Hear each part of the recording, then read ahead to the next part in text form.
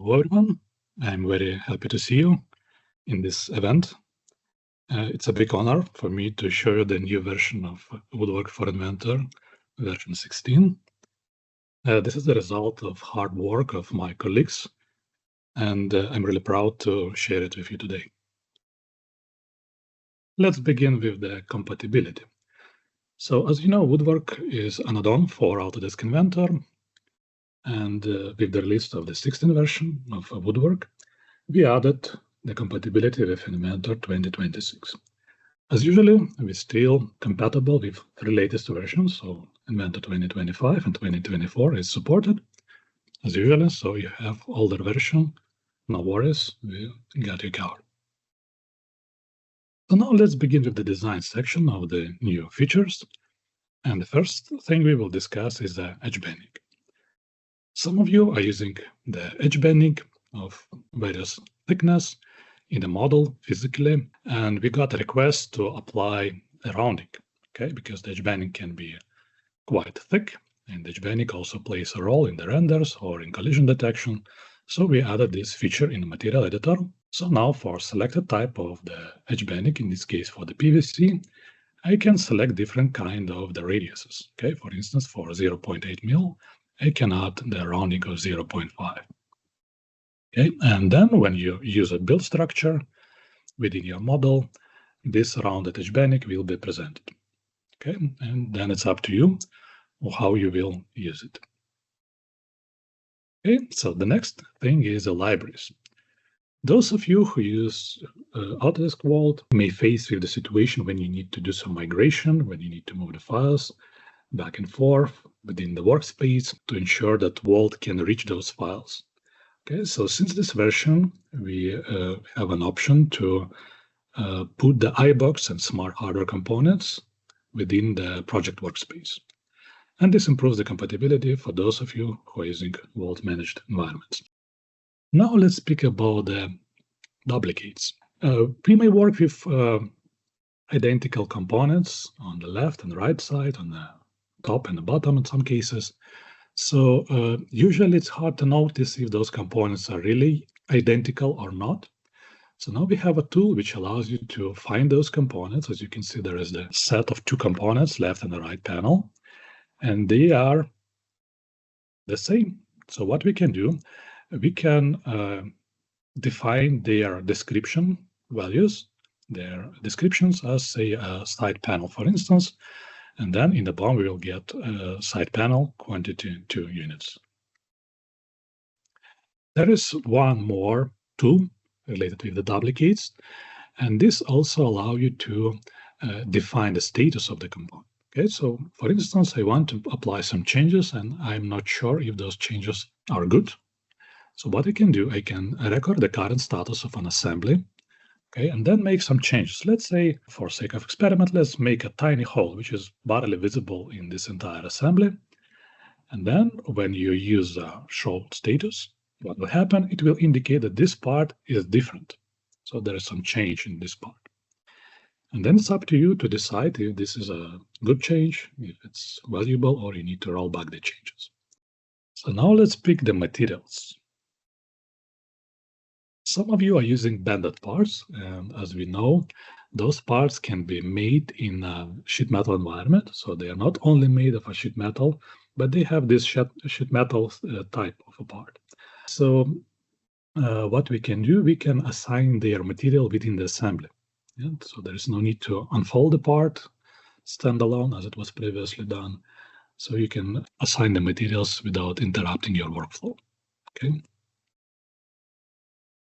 Now, the next improvement in the design area is changes in the material configurator. Okay, so here you can see that once we try to remove material replacement configuration, it shows you this window where you can see once when this model, this configuration was done, and it's up to you to select those configurations that might be obsolete or not relevant, and you can just move them to the right when you can remove them safely. Okay, now let's talk about the Eyebox. Okay, so when you publish the Eyebox, probably most of you are familiar with that, with the dialog, yeah, when you can just set an object to be an Eyebox element. So we know that we need to define the skeleton, dimension, and positioning IMates, but now we have something more. So starting from the fourth point, we see there's iLogic rules, and here you can define two rules for the configuration. And this can be a rule that is automatically triggered when this component is placed. So using this rule, you can launch a form, and within this form, you can change different things. So, for instance, the thickness of the panel, or maybe amount of shelves, if there is the shelf box or something similar. Okay, so it's up to you what you will include in this configuration. The other iLogic trigger is used to trigger the behavior rule. Yeah, it's not show you the form, but it allows you to do some logical things. For instance, if the height of a cabinet is bigger than some certain value, maybe the warning message should be shown. Okay, as an example. Also, we have an improvement in the resculpt. So once you place the components, their size is different. So you may want to automatically redrill the holes for hardware components. So now this can be done right away using this option. Okay, now let's talk the drawings, 1 for 1,000 words. So when you prepare a drawing, usually it's hard to say for sure if some projections will be needed or not, because it depends on the geometry. And when we define the template of the drawing, this template is not unified for all the cases, because it depends on do we have something interesting to show from the edge or not. So in this case, we have a new tool which is called Smart View. And what this one does, it allows you to make projections only when it's needed. So for instance, on the top, you can see there is the board, and on the right, we have a drawing for this board. Okay. Now we change the geometry of this board, and we added 2 drillings on the edge, and this in turn makes the drawing with the side view. So you can still force Woodwork to make projections, even if there is nothing interesting on the edge, by just enabling those projection views as you normally do. Yeah, so despite that the Smart View can be enabled, you can still say that I need to make projection, say, from the left, okay, and it will be done. Okay, now let's speak about the CNC, because the drawings are normally an intermediate step between your model and the CNC files. So most of our customers try to avoid making drawings for single parts. They still use drawings for showing some technologically complex processes, or maybe for entire assembly, but they're trying to get rid of the drawings for simple parts, like say just the panels. Okay, so what we have here, we have a new option within the CAM behavior. So within the CAM behavior, you can define the logic how Woodwork processes the parts, right? So here you can say what should be done. Yeah, so how you want to define those elements. And one of those options is to approximate splines by arcs. So the by arc is a geometrical method to approximate splines by replacing them with 2 circular arcs with the smooth transition. And arc-based toolpaths are easier for the machines. They require less G-code, and it also ensures the G1 continuity. So this means that your toolpath will be smooth. This reduces the wear and tear of the objects that are touching between your tool and the part itself, and it of course improves the surface quality. Another benefit, as I mentioned already, most CNC natively support linear or circular interpolation, G1 to the G3. And last but not least, as I already stated, toolpaths are more machine-friendly, and the G-code is smaller and became smaller. So even if you have complex geometry, which combines the splines and some other things, you can still handle this now in the automated mode. Okay, for in normal circumstances, you are not able to define the spline, because spline is a curve when on each point it have different radius. But nonetheless, you can still define a tolerance for the bi-arc approximation and then get the result done in quite easy way without millions of points. Now, continuing our discussion about the CNC, we have our arc ramp option for milling. Okay, so the arc ramp allows you to combine the arc approach and the ramp approach. And on the right, you can see actually how it will be performed. Yeah, so looking from the edge, it goes by ramp, and then it makes the arc looking from the side. Yeah, so it's a little bit tricky to imagine, but I think you will be able to try it on your own. Okay, continuing our discussion, speaking about the styles, now we have milling styles available for a pocket operation. So far, those styles were available only for milling. Now we have those extra options for a regular pocket. Okay, so you can define main milling, rest, and the edge milling as well. Okay, and the final contour can be processed with multiple tools, and this approach can be also used for open pockets. Yeah, it's not necessary to have a pocket within your geometry. It can also be made, as in this picture, on the edge, and this also allows you to have more clean contour. Now let's speak about the nesting.